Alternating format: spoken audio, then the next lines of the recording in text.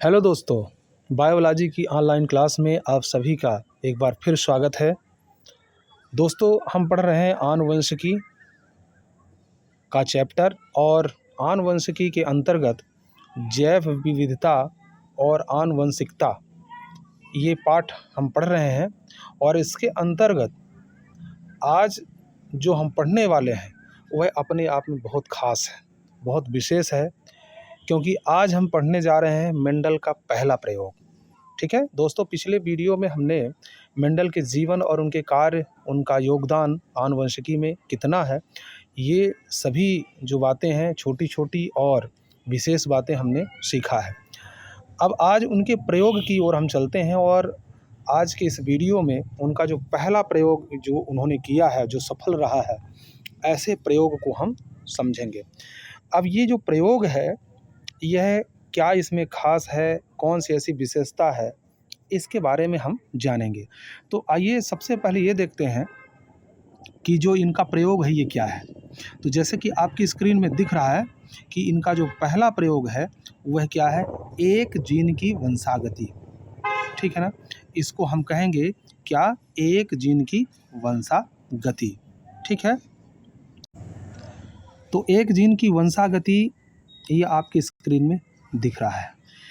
इसका क्या मतलब है पहले आपको समझ लेना है। इसी का एक नाम और है, इसको हम एक संकर क्रॉस भी कहते हैं।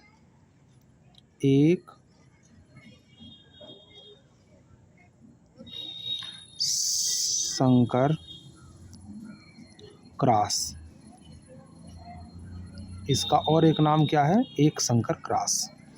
ठीक है, अब इस एक संकर क्रॉस का क्या मतलब होता है, आइए एक एक करके सारी चीज़ों को समझते हैं। ठीक है, तो पहली बात तो समझना, एक जीन की वंशागति कहने का मतलब ये है, जैसा कि आपको पिछले वीडियो में बताया गया था कि किसी एक लक्षण के लिए या एक विशेषता या एक गुण के लिए दो जीनों का एक सेट जो होता है जिम्मेवार होता है। यानी जीन जो होते हैं हमेशा जोड़े में होते हैं, इस बात को आपको ध्यान रखना है। ठीक है, जीन हमेशा किस तरह होते हैं, जोड़े में होते हैं। तो किसी एक गुण की अभिव्यक्ति जो होगी वो दो जीनों के सेट से होती है।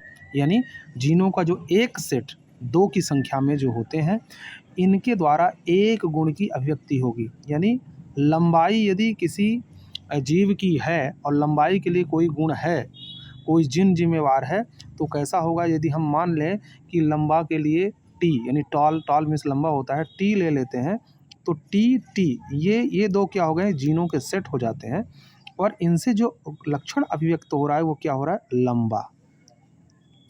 ठीक है, तो इसका मतलब क्या हुआ कि किसी एक गुण के लिए एक जीन जिम्मेवार है जो सेट में होता है। ठीक है, लेकिन जब यही जीनों का सेट, यानी यही गुण, लंबाई का जो गुण है, जब अगली जनरेशन में जाएगा तो इसका क्या मतलब, इस सेट में से केवल एक ही जीन अगले जनरेशन में जाएगा, क्योंकि एक जनक से एक ही जीन अगली संतति में जाता है।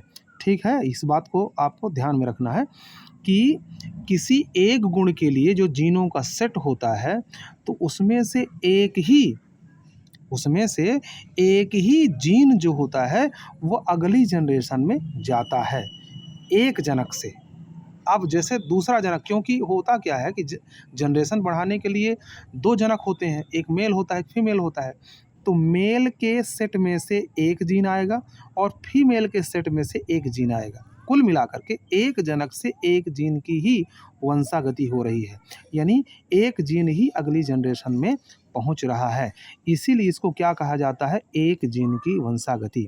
यानी मेंडल का जो ये प्रयोग है पूरी तरह से प्राकृतिक है, यानी प्रकृति में जिस प्रकार की क्रियाएं चल रही होती हैं, ठीक है, आनुवंशिकता में, यानी एक जनरेशन से दूसरे जनरेशन में, तो वो पूरा निचोड़, पूरा जो सारांश है, यह मेंडल के प्रयोग में देखने को मिलता है। ठीक है ना, इस बात को आपको समझना है। तो ये बात तो आपको समझ में आ गई होगी कि एक जीन की वंशागति का क्या मतलब हुआ कि एक जनक से किसी एक लक्षण के लिए या एक गुण के लिए एक ही जीन की वंशागति यानी एक ही जीन अगली जनरेशन में या अगली पीढ़ी में जाता है। ठीक है, बस इसका सीधा सा मतलब यही है। ठीक, अब ये बात तो आपको समझ में आ गई होगी। चलिए अब कुछ और बातें हम आपको इसके आगे के क्रम में बता रहे हैं। ठीक है, तो ये तो आपको सरलतम जो इसका रूप है कि एक जीन की वंशागति का मतलब क्या है, तो वो आपको समझ में आ गया। इसका एक नाम जैसा कि हमने बताया कि इसको एक संकर क्रॉस भी कहते हैं। एक संकर क्रॉस या एक जीन की वंशागति। अब मेंडल ने जो काम किया है, ठीक है, मटर के पौधे पर, ठीक है, तो कुछ विशेष जो बात इसमें और है जो कल के वीडियो में हो सकता है कि ना हो पाई हो या हो भी गई होगी, तो आप इसको पुनः समझ लेंगे कि मेंडल ने जो प्रयोग किया उन प्रयोग में दो खास बातें और रही हैं विशेष रूप से। क्या? एक तो ये है कि 7 गुणों पर इन्होंने काम किया है, यानी मटर का जो पौधा होता है उसमें 7 गुण ऐसे देखे गए जिनके विपर्यासी गुण भी उपस्थित थे।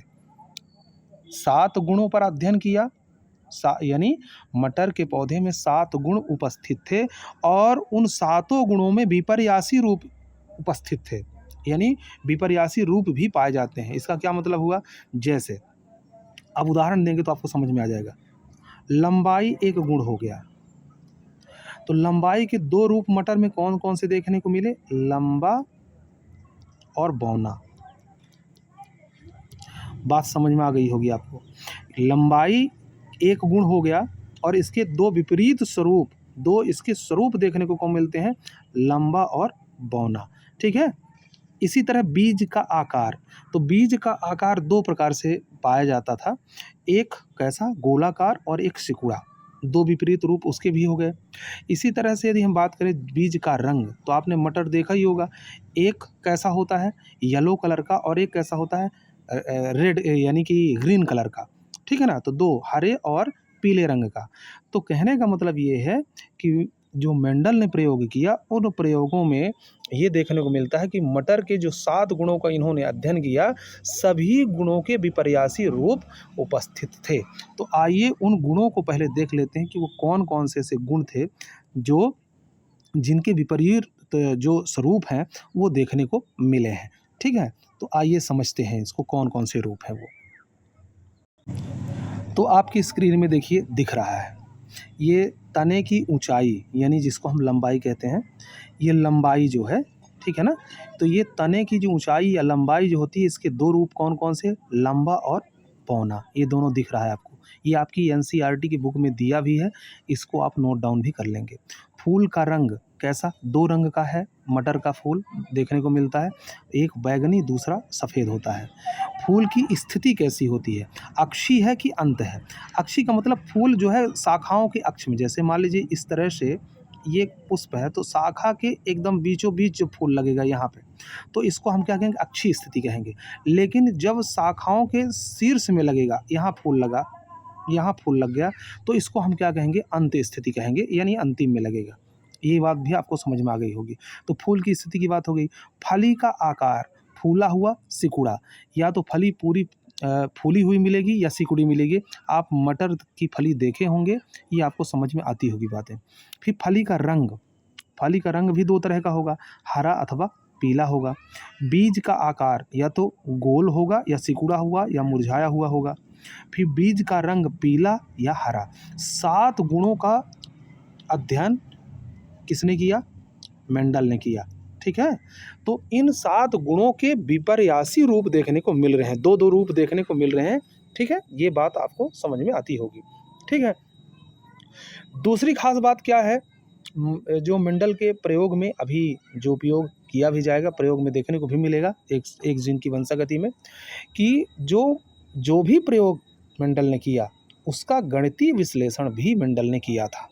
गणितीय विश्लेषण मतलब उनको गणित का ज्ञान भी था, और पहली बार ऐसा हुआ था जब किसी वैज्ञानिक ने अपने प्रयोग की जो गणना है सांख्यिकीय आधार पर किया है।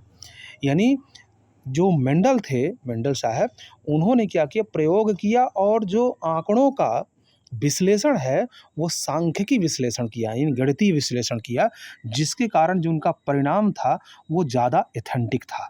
ठीक है ना, तो ये 2 ख़ास बातें हैं। एक तो 7 गुणों का जो उन्होंने अध्ययन किया, वो सभी विपर्यासी रूप उनके पाए जाते थे। और दूसरी बात क्या थी कि उनका गणितीय विश्लेषण, यानी गणित का ज्ञान उनका जो था, वो सभी जो चीज़ें थीं, ये इसके साथ और बहुत सारी जुड़ी चीज़ें हैं, जिसके कारण मेंडल इतने फ़ेमस हुए, इतने प्रसिद्ध हुए अपने इस प्रयोग को लेकर के, ठीक है? और बहुत सारे संयोग थे, लेकिन 2 की बातें हमने किया है।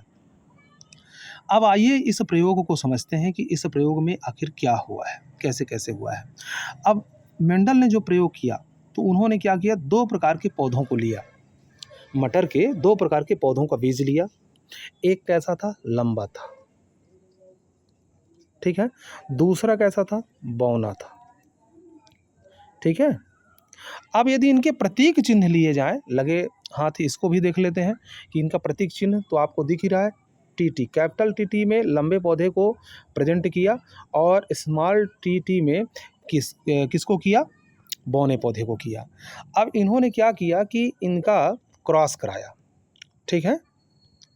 यहाँ पर क्या करवाया है, पर परागण कराया है, क्रॉस पॉलिनेशन कराया है। किसका, लंबे पौधे का बौने पौधे के साथ। जब उन्होंने क्रॉस कराया, क्रॉस पॉलिनेशन यानी पर परागण कराया, तो F1 जो पीढ़ी थी, ठीक है? F1 जो पीढ़ी थी, उन सभी F1 पीढ़ी में, यानी पहली जो पीढ़ी थी, जिसको हम F1 कहते हैं, फिलियल प्रोजेनी F1, तो इस पीढ़ी में जितने भी पौधे मिले, वो सभी के सभी कैसे थे, लंबे थे। यानी वो दिखाई कैसे देते थे, लंबे थे, लेकिन जीन कैसा था, लंबे और बौने दोनों प्रकार का जीन में मौजूद था, क्योंकि जो क्रॉस हुआ है वो लंबे और बौने का हुआ है, ठीक है? तो इसलिए जीन तो दोनों का है, एक जीन इधर से आया, एक जीन इधर से आया। आपको ये बात थोड़ा-सा ध्यान देना है। यहाँ पर 2 जीनों का एक सेट है, जो लंबाई के लिए है, लंबे के लिए है।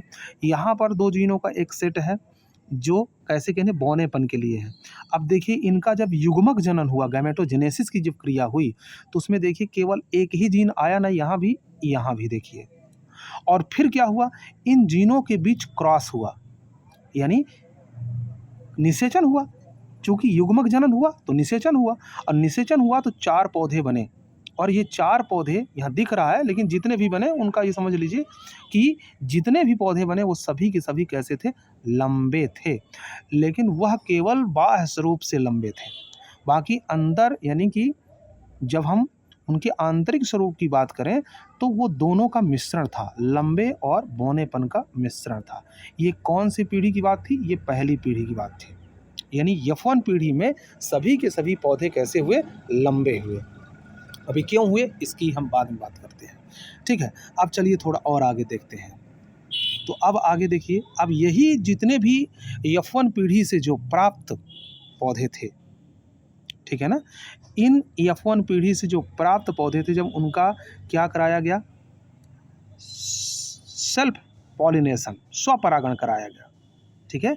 ये आप देख रहे हैं यहाँ पर सेल्फ पॉलिनेशन F1 पीढ़ी से जब जो प्राप्त पौधे थे उनका कराया गया। तो ऐसी कंडीशन में यहाँ पर क्या हुआ कि एक जीन, यानी जो युग्मक बने वो दो तरह के बने हैं, क्योंकि ये जो पौधा था कैसा था, विषम युग्मजी था।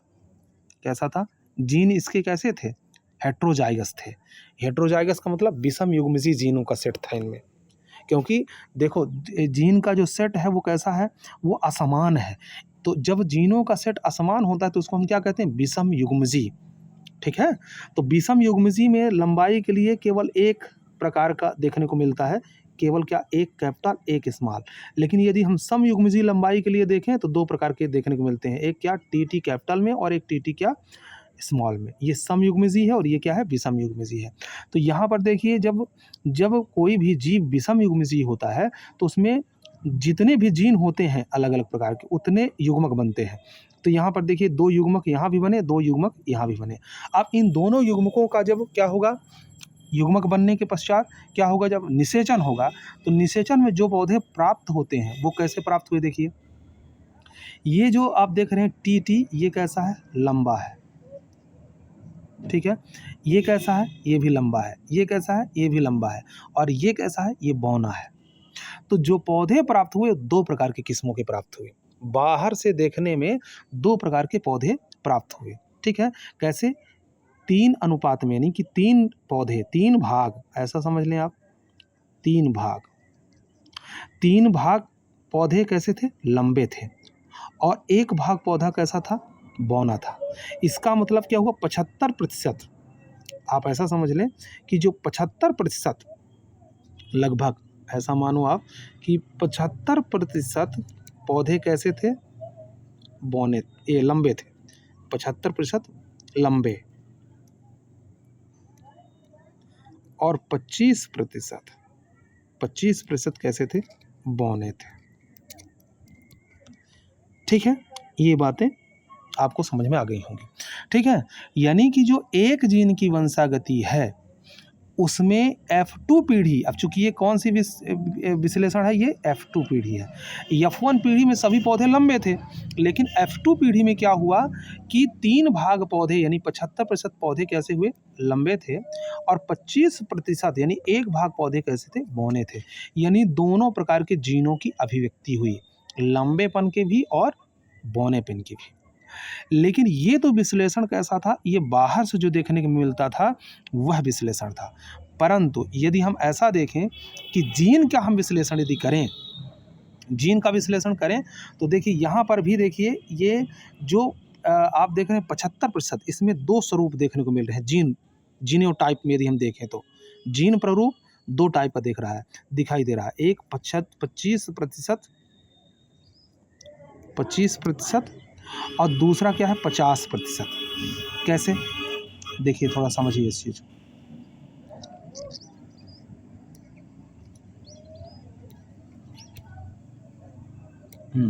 देखिए, अभी यहाँ पे देखिए, जो ये पौधा है, आप देखें, ये वाला पौधा क्या है? टी है, यानी टी। ये कितना है? 1 है, ठीक है? और ये जो टी क्या है? एक कैपिटल एक स्मॉल, यानी कि जो विषम युग्मजी जीन वाला पौधा है वो कितना है? यानी जो ये टी और ये टी, ये कितने हैं? ये 2 की संख्या में है, ठीक है ना? और जो टी स्मॉल टी ये वाले पौधे कितने? 1 है। तो देखो, जब जीन इनका हम देखें F2 पीढ़ी का, तो एक शुद्ध क्या होगा? लंबा होगा, एक मिश्रित लंबा होगा। कैसा होगा? मिश्रित लंबा। और एक क्या होगा? शुद्ध बौना होगा। तो यदि इस अनुपात में हम देखें, तो इनका जो अनुपात निकल करके आ रहा है, कौन सा? जीन प्ररूप, जिसको हम क्या कहते हैं? जीनोटाइप। वो क्या आ रहा है? 1:2:1 आ रहा है। यानी 25% शुद्ध लंबे, 50% मिश्रित लंबे, और 25% कैसे? शुद्ध बौने। इसका क्या मतलब हुआ? एक भाग शुद्ध लंबे पौधे, 2 भाग मिश्रित लंबे पौधे, और 1 भाग शुद्ध बौने पौधे प्राप्त होता है। ये एक जीन की वंशागति का क्या है? जीनोटाइप है। ये क्या है? एक जीन की वंशागति का जीनोटाइप। ये आपको याद रखना है, ठीक है? तो ये चीज़ आपको याद रखना है। अब फिनोटाइप इसका यदि देखें हम, तो फिनोटाइप भी देख सकते हैं आप। तो F2 पीढ़ी के बाद जो फिनोटाइप इसका निकल करके आता है वो क्या है? तो फिनोटाइप जो बाहर से दिखाई दे रहा है वो है फिनोटाइप। तो इसमें तो आपको स्पष्ट रूप से वैसे भी दिख रहा है कि 3 लंबे कितने हैं भाई? लंबे पौधे कितने हैं? तो 3 हैं। बौने कितने हैं? बौने तो 1 है। इसका क्या मतलब हुआ कि इसका जो फिनोटाइप निकल के आ रहा है, लक्षण प्ररूप निकल के आ रहा है, वो कितना आ रहा है? 3:1 आ रहा है।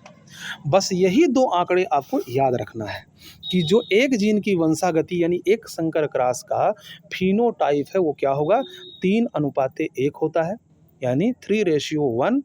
और जो जीनोटाइप इसका है, यानी जीन प्ररूप जो है, वो क्या है? 1:2:1, यानी 1:2:1 आ रहा है।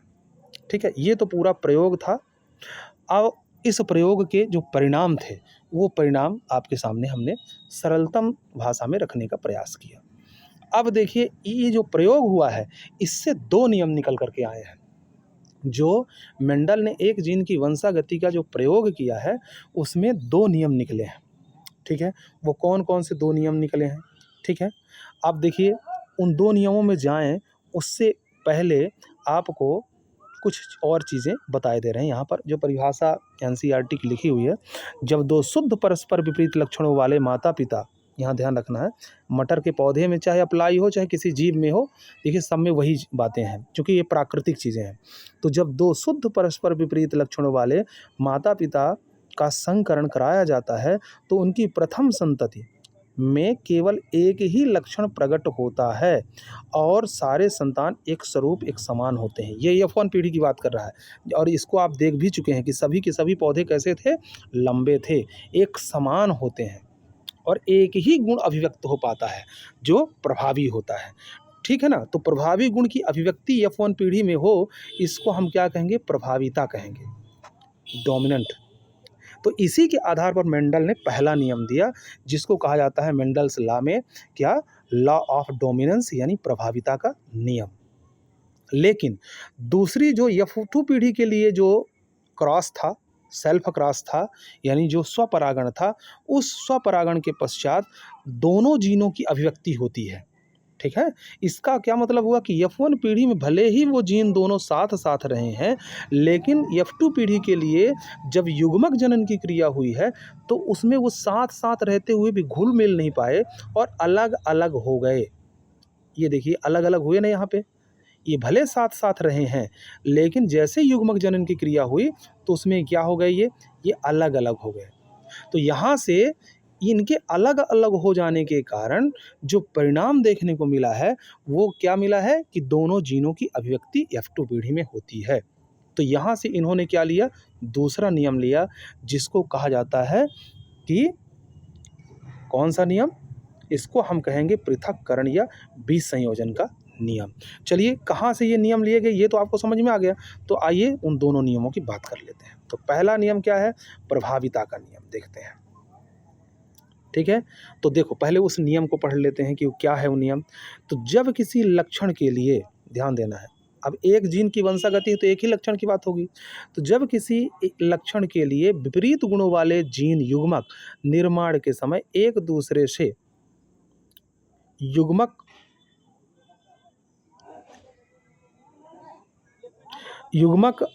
अलग-अलग हो जाते हैं तथा प्रत्येक युग्मक में उस जीन युग्म का केवल एक ही जीन चला जाता है, तो उसमें से एक जीन दूसरे जीन पर प्रभाव करता है तथा हेटेरोजाइगस अवस्था में स्वयं प्रकट हो जाता है।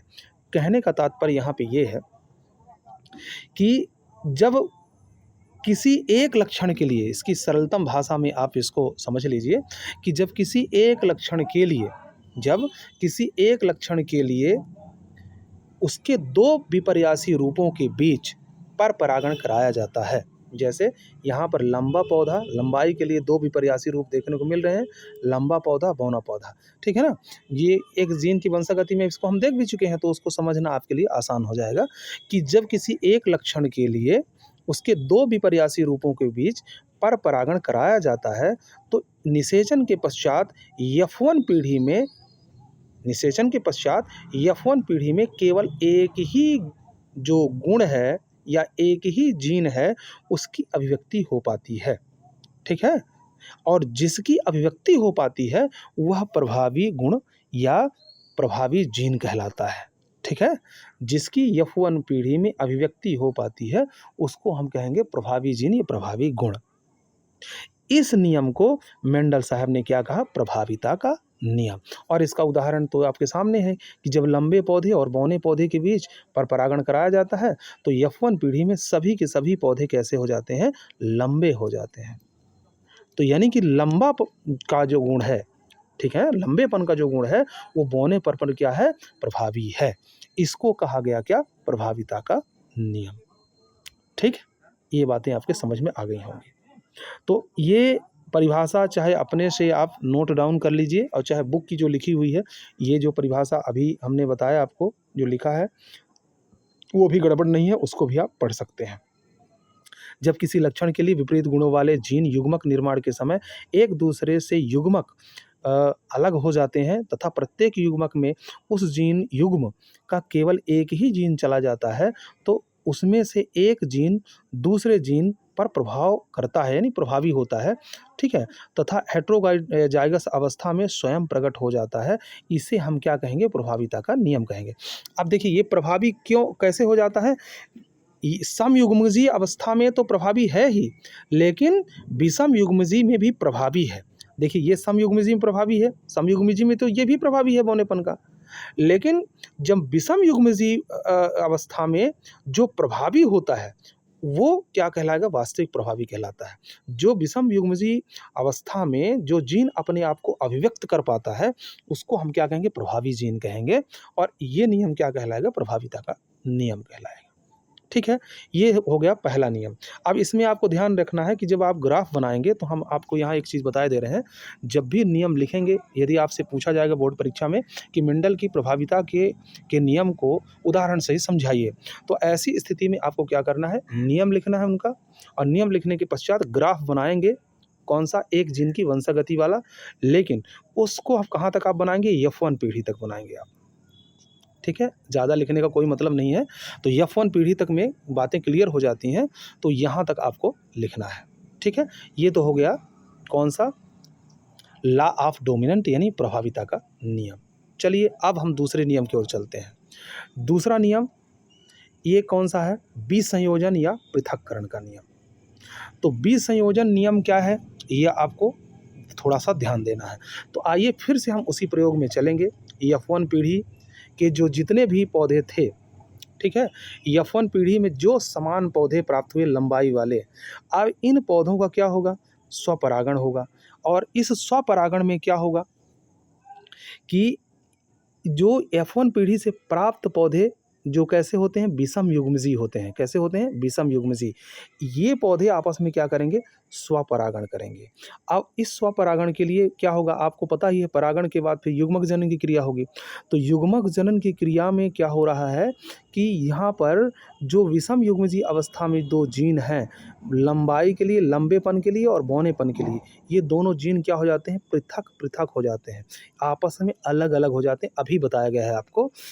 तो ये जो युग्मकों का अलग होना ही क्या है? विसंयोजन है, पृथक्करण कहलाता है। और ये अलग अलग हो करके अगली पीढ़ी में क्या करते हैं? पहुंचते हैं। ठीक है, तो यहाँ पर क्या बात होगी कि जब एक जीनों की वंशागति में F1 पीढ़ी से प्राप्त विषम युग्मजीय पादपों का जब स्वपरागण कराया जाता है, तो उस टाइम पर युग्मक जनन के समय विषम युग्मजीय जीन पृथक पृथक या अलग अलग हो जाते हैं। इस नियम को क्या कहा गया? विसंयोजन का नियम कहा गया। ठीक है, ये बात आपको ध्यान देना है और अच्छे से याद कर लेना है। चलिए थोड़ा सा इसको हम जो परिभाषा इसमें लिखी हुई है उसको भी देख लेते हैं। जब किसी एक जोड़े विपरीत लक्षणों वाले जीन एक ही जीव में उपस्थित होते हैं, अभी आपको बताया गया है कि जब किसी एक जोड़े के विपरीत लक्षणों वाले जीन एक ही जीव यानी संकर हाइब्रिड में उपस्थित होते हैं, अभी बताया गया ना, विषम युग्मजीय क्या है? संकर हाइब्रिड है, क्योंकि अलग अलग पौधों से लिया गया है वो। तो युग्मक निर्माण के समय ये दोनों जीन या एलील्स एक दूसरे से पृथक या विसंयोजित हो जाते हैं, अर्थात प्रत्येक युग्मक इन जीन में से केवल एक ही जीन जाता है। इस नियम को मेंडल का विसंयोजन या पृथक्करण नियम कहते हैं। ठीक है, ये एकदम सटीक परिभाषा है, इसको आपको याद कर लेना है। और अब हाँ, अब इसका ग्राफ आपको F2 पीढ़ी तक बनाना है। F1 पीढ़ी से जब स्टार्ट करेंगे तो कहाँ तक बनाएंगे? F2 पीढ़ी तक बनाएंगे। यानी पूरा पूरा आपको एक जीन की वंशागति का प्रयोग यहाँ पर ग्राफ उसका बना देना है, लिखना नहीं है, ग्राफ आपको पूरा बनाना है। क्योंकि देखिए इस पाठ में और इन नियमों में आपको ध्यान रखना है, ग्राफ ही महत्वपूर्ण है। ठीक है, और ग्राफ में जो नामांकन है वो भी आपको तरीके से करना है। ठीक है, बौना पौधा, लंबा पौधा और उनका प्रतीक चिन्ह जितना है जो हमने आपको बताया है, F1 पीढ़ी, गैमीट्स यानी युग्मक जनन की जो क्रिया हो रही है, तो वो तमाम प्रकार की चीज़ें आपको यहाँ पर लिखना है। कुछ व्याख्या यहाँ पे देख लेते हैं। किसी एक लक्षण के लिए तो देख लेते हैं इसकी व्याख्या। किसी एक लक्षण के लिए एक जीव में दो जीन या एलील्स होते हैं, एक प्रभावी होता है, दूसरा अप्रभावी होता है। एक जीन युग्मक बनाकर रहते हैं, ये जीन जो है युग्मक बना कर के रहते हैं, यानी युग्म मतलब जोड़े बना करके रहते हैं, और युग्मक निर्माण के समय में ये दोनों एलील्स एक दूसरे से पृथक हो जाते हैं। ठीक है, परिणाम स्वरूप प्रत्येक युग्मक में केवल एक ही एलील्स जाता है। निषेचन के समय नर और मादा युग्मकों के संयोग से संतान में जीन पुनः जुड़ जाते हैं और लक्षण प्रकट करते हैं। ये कुछ और चीज़ें हैं इसमें, तो ऐसे 60 चीज़ें जो NCERT से हमने कलेक्ट किया है, तो इनको भी आप लाइन टू लाइन पढ़ करके पूरे ग्राफ को और वहाँ से आप समझ सकते हैं। ठीक है, अब कुछ महत्व की बात यहाँ पे कर लेते हैं इस नियम की। यह नियम बताता है कि युग्मक निर्माण के समय एलील्स स्वतंत्र रूप से पृथक हो जाते हैं। ठीक है, फिर यह वंशागति को समझने की आधारशिला है। इसमें संतान में लक्षणों के निश्चित अनुपात आने की व्याख्या होती है और यह स्वच्छ वंशागति का मूल सिद्धांत है। ठीक है, तो ये तो कुछ बातें हो गई यहाँ पर इसके खास, और कुछ है इसमें से, जैसे यहाँ पर एक लक्षण के लिए दो एलील्स यानी जीनों का एक सेट होता है। युग्मक निर्माण के समय एलील्स एक दूसरे से पृथक हो जाते हैं। प्रत्येक युग्मक में केवल एक ही एलील्स पाया जाता है। निषेचन के समय नर और मादा युग्मकों के संयोग से संतान में एलील्स युग्म पुनः बनता है। ठीक है, तो ये कौन सा नियम था? ये नियम था आपका बीज संयोजन का, जो मेंडल साहब ने दिया है। तो अब यहाँ पर शॉर्टकट में हम आपको वीडियो के अंत में बताना चाहेंगे कि जो मेंडल ने एक जीन की वंशागति का प्रयोग किया, उसमें दो नियम निकल करके आए हैं, और ये दो नियम कौन कौन से हो गए? एक हो गया प्रभाविता वाला, जिसको इसके पहले देखा आपने, प्रभाविता,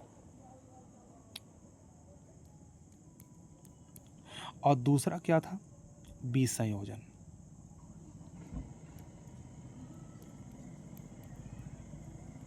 ठीक है, तो दो नियम इसमें से निकल आए। ये कौन से? एक जीन की वंशागति से, प्रभाविता का नियम और बीज संयोजन का नियम। और ये दोनों नियम आपको तब कंठस्थ होंगे जब आप एक जीन की वंशागति के जो प्रयोग है इसको आप अच्छे से समझ लिए होंगे। अब हमने तो अपनी तरफ से पूरी कोशिश किया है कि एक जीन की वंशागति का प्रयोग आपको सरलतम भाषा में समझ में आए, और दोनों नियमों को हमने पूरा प्रयास किया है कि आपको ये कंठस्थ हो जाएं। ज़्यादा कुछ नहीं है, केवल आपने समझ लिया तो इसको लिखना बहुत आसान है। बस एक बार दो बार प्रैक्टिस ग्राफ की करनी है, बस सारी चीज़ें अपने आप क्लियर हो जाएंगी। अब हाँ, एक बात और बता दे रहे हैं कि जो ये पौधों का चित्र बना हुआ है, यह आपके ग्राफ में बनाना आवश्यक नहीं है। इसकी जगह पर आप प्रतीक चिन्ह रखेंगे, कैपिटल T स्मॉल t, ये चीज़ बस इतना बता रहे हैं। ठीक है, अब हम अगले दिन अगला प्रयोग लेकर के आएंगे, और तब तक आप इसका रिवाइज करते रहें, इसको समझते रहें, देखते रहें। ठीक है, और हमारा सपोर्ट इसी तरह से करते रहें। आप सभी का बहुत बहुत धन्यवाद।